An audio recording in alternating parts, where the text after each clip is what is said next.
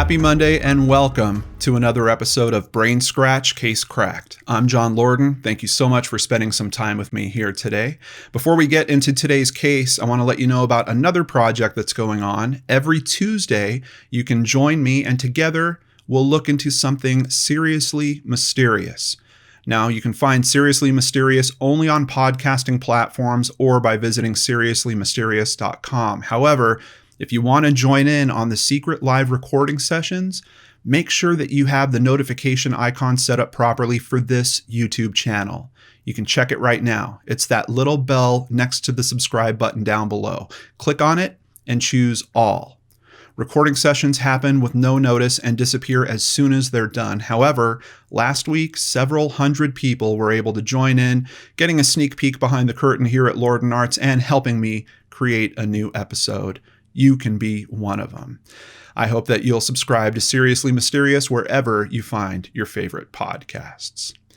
On to today's episode. Now, Case Cracked is the show where we look into a mystery and what are the critical pieces that help solve that mystery. Today's story reminds us to always be safe and that trusting someone we just met a little too much can have disastrous consequences. This one is called Fighting for Her Life.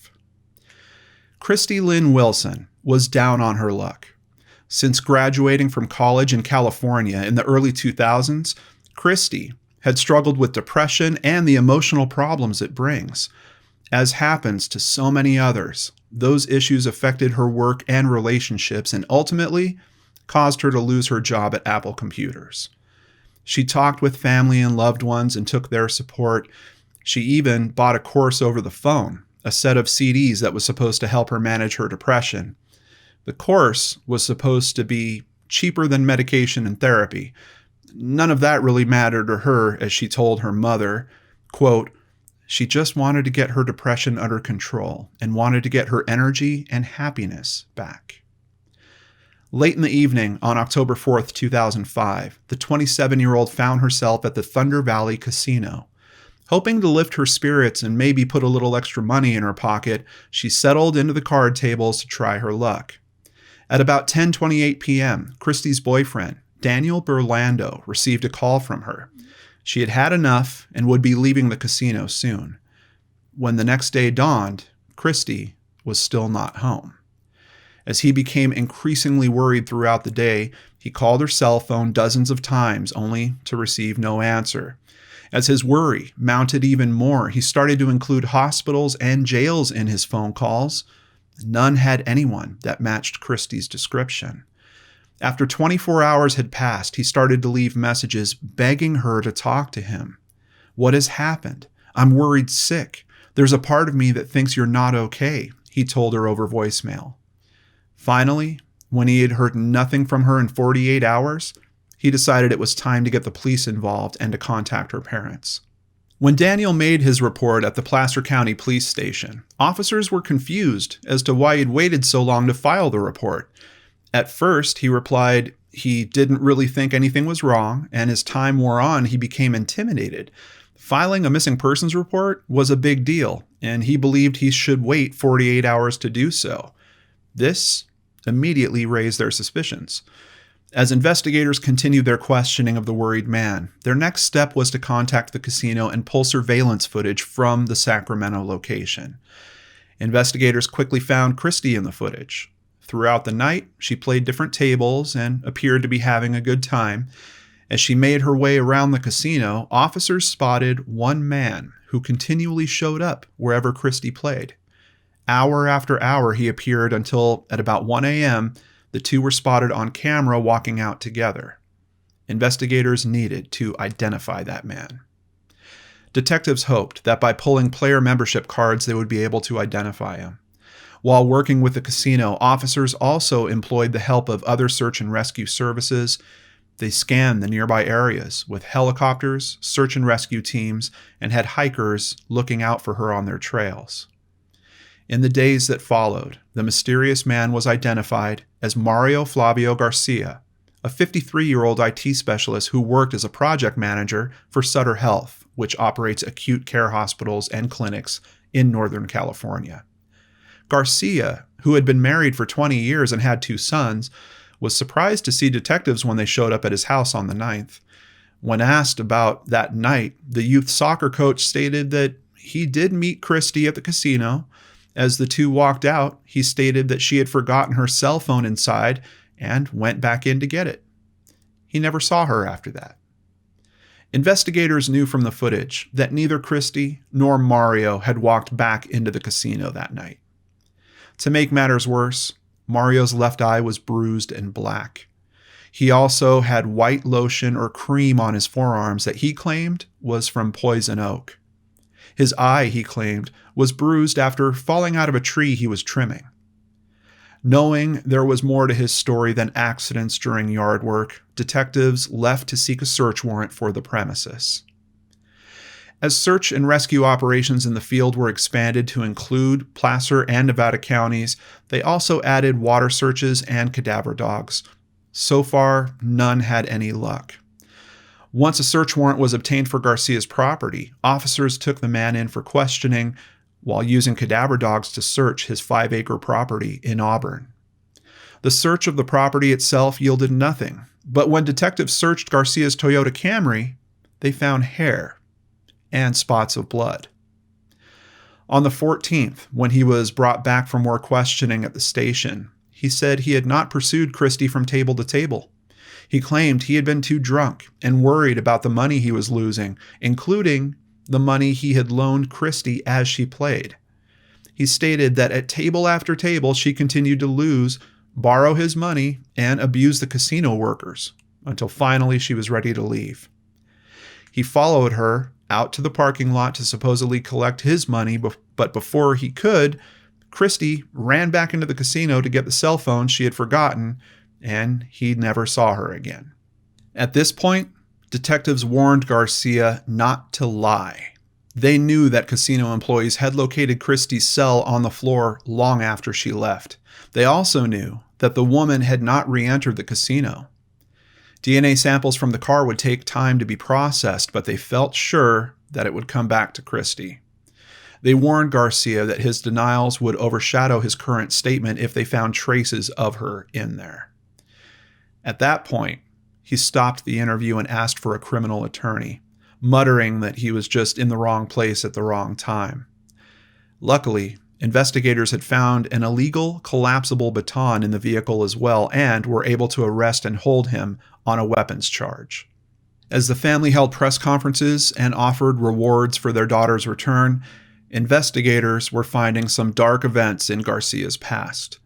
In 1979, they found that it was alleged that Garcia kidnapped and raped his ex-girlfriend.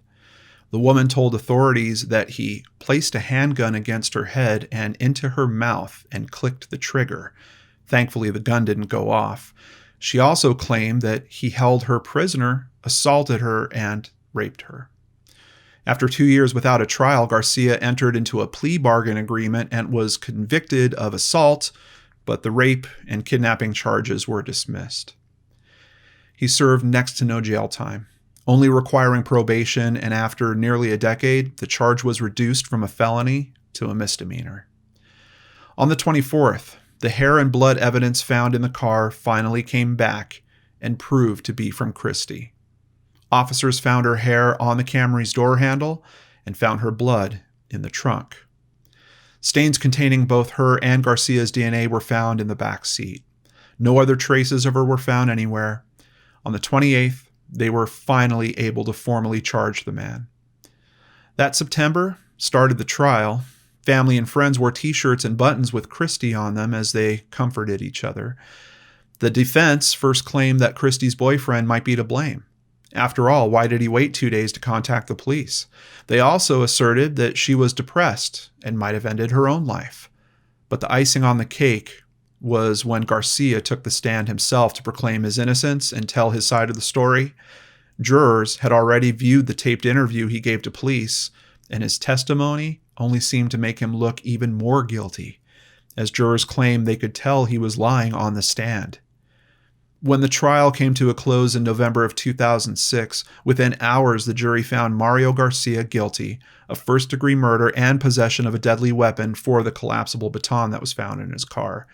The judge also ruled that his first charges, even though they had been changed to a misdemeanor, would serve as a strike against the man. With his current charge of murder, this doubled his sentence. On January 11, 2007, Mario Garcia was sentenced to 59 years to life, only one day after what would have been Christy's 29th birthday. This was the first time in Placer County history that a murder conviction was attained without a body. But while Garcia sat behind bars, he continued to proclaim his innocence, giving television interviews and talking to anyone who would listen. Still, Christy remained missing. Unfortunately, her case sat with no new developments until it was renewed in November of 2015. Human bones were found on the bed of Folsom Lake that investigators and her mother, Debbie Boyd, believed might belong to Christy. After testing was performed, they were shown to belong to someone else. But her case was now fresh on everyone's minds, and searches for her started again. Finally, in 2020, an anonymous tip given to investigators again pointed to the property in Auburn that Garcia used to own. This time, they were able to use ground-penetrating radar to scan the area. Within days, in August, bones were found that were identified through dental records as belonging to Christy. Unfortunately, no cause of death could be determined, but with the injuries that Garcia sustained, everyone knew she had fought for her life and did not go down easily.